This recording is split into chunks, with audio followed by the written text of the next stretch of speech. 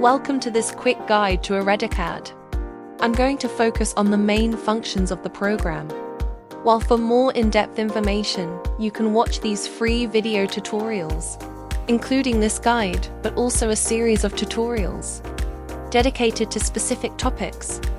Here you can also find the video manual, which can be useful to research specific functions. For example, if you want to know how to make an out-of-square wall, you can search for the topic you are interested in. Well, let's click on New Project. You can enter customers' data, but these fields are not mandatory.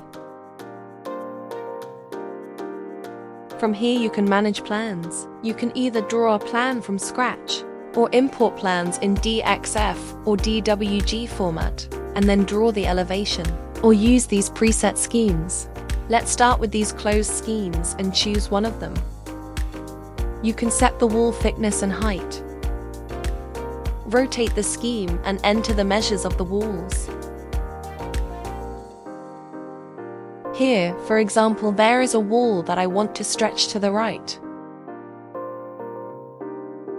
I'm going to enter 7,700 millimeters and press enter on the keyboard. Remember that ArredoCAD works in millimeters. Here, instead, I want to stretch this wall downwards and enter a measure of 8,500 millimeters. I'm going to press enter on the keyboard. Here I want a wall of 12,000 millimeters. In this case, it must stretch to the left, because otherwise I would also change the size of this wall here. Here I'm going to type 12,000 and press enter. Here I want a wall of 5,000 millimeters to be stretched upwards. I'm going to press enter. Here the measures of these two walls are okay, 4,300 millimeters and 3,500 millimeters. You can confirm by pressing OK. Now you are in wall management with a whole series of commands that I need to manage walls, to make out-of-square walls, curved walls, hide walls, measure a distance, and so on. Let's build a partition wall. Simply click on the wall from which the partition wall should start. Then type the distance from the right edge in this case and press enter. From the par command, you can set the thickness of the wall. I can press OK, and with the tab key on the keyboard I can set the position of the wall. In this case, the correct position to have a distance of 4,500 millimeters from the right edge is this one. I can click inside the wall which is opposite on any point. So ArredoCAD cuts the partition wall automatically. The wall is still hooked, and you have to make right click to deactivate it. In ArredoCAD, you make left click to select and right click to deselect. Now, I can create other walls. You can click here and set the orthogonal mode so that the walls remain orthogonal. Here I can enter the length of the wall. I already know that it has to be 4,300, typing it on the keyboard. And then I can close my plan by clicking here.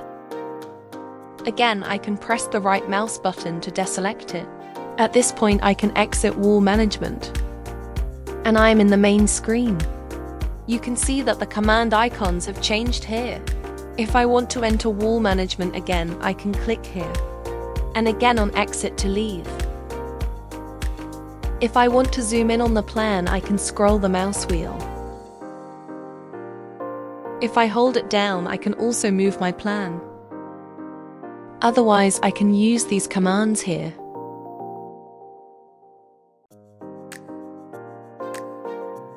Let's see how to insert objects. First of all, you have to select the working wall with this command. I can click on the black line of my wall, which turns blue. I can see the selected wall in elevation or plan view. Now, the elements I will insert will be matched to this wall. I'm going to open the elements list, select the common accessories, and open the doors folder. There are so many types. I can take an armored door and insert it with a double click. I can select the type of panel, the inside handle, the outside handle, and then configure my door by changing the measures, deciding the type of opening, which for example could be inward, the alignment, for example inside, the distance from the left corner, for example 300. I can also configure a splay. And there are also graphic options. I can press OK, and then the right mouse button to deactivate the door. I'm going to change the working wall and select this one. I can also insert elements from the plan view. I'll choose a sliding door, for example. There are so many types. For example, outside the wall, mounted in the wall, on the ceiling, built in, with 2 rails or 3 rails. Again, a double click and I'll position it approximately. I can choose the type of paneling, for example, a glass door. I can also choose a door decoration and the type of handle. I can configure my door and position it 1 meter from the left corner. Here too, I can choose among graphic options. I can press OK. And then the right mouse button to deactivate the door. I can change the working wall again. I can also work in elevation view. Now I'm going to close the doors folder and open the windows and French windows folder. I can open the French windows. You see that there are so many types. I'll choose this French window with 3 doors. I can double click to insert it and I can configure it. For example, I can choose the option internal position. I can set it at 1200 from the left corner. And from here, set the option with threshold. I can press OK. This time I'll leave the French window hooked and insert it again. Also internal position with threshold, and this time at 1200 from the right wall.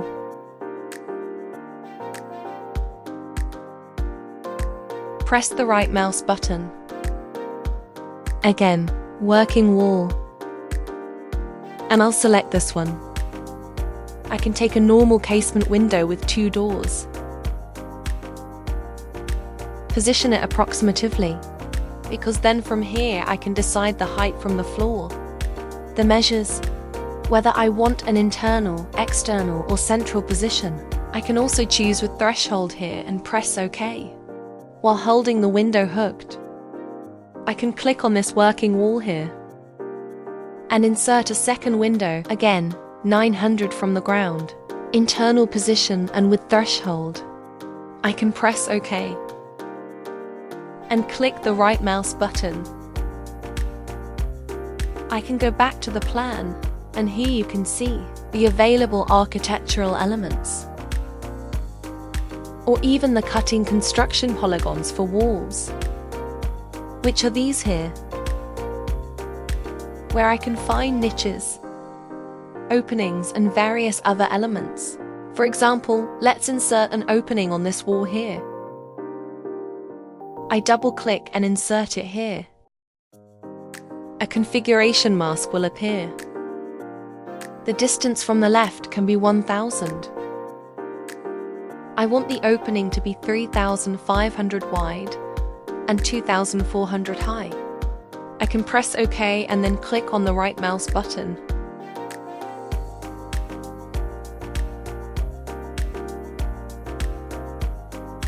Let us now imagine that we want to construct a false ceiling. You can use the construction polygons you find here. There are lots of them, and if you have particular shapes, you can also assemble them together. Or there is a very useful tool. Here, I'll click on Elevation View, which is called Manually Drawn Element, and which allows you to draw polygons very quickly. I'm going to select the command. Click on the starting point. The orthogonal mode is activated. Move down Type the length of the first side, for example 200. The second side should be 2400. I can type again the length on the keyboard. I can move up and type a length of 50, and move back down by 150. And again up by 150. I can close the last side by pressing Enter on the keyboard. I can click on a point and establish the inserting direction of a possible texture, for example horizontal. At this stage I can determine the thickness of the polygon. That is the path along which this shape should be extruded. The kitchen room is 4,500 wide. So I can type 4,500 and press OK. Here is my polygon. I can press OK to confirm. And you can also see it in the 3D window.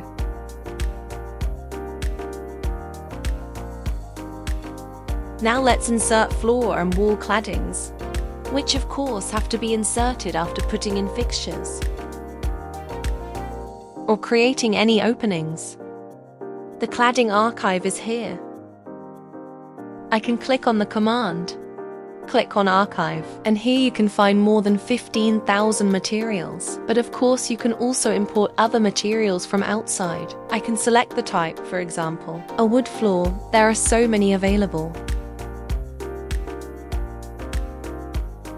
Let's choose this one for example. I can press OK and insert it automatically. I can click here. I can click on the first point of layout. I can decide the direction of the floor and click again. The height in this case is 0 because there are no steps or similar. I'm going to do the same for this room. Click and click here again. Height 0. Clearly, the automatic insertion works if the rooms are closed along all sides. If they are not, I have to opt for manual insertion. I can right-click and select another floor for the other room. This time I'll take the floor category. Scroll down. Select one, for example this one, and press OK. I can also change the size of the single tile. Apply a joint, for example 3 mm. I can click on Apply, press OK, and again automatic insertion occurs. 2 clicks to set the inserting direction, height 0, and I can press OK. Right mouse button.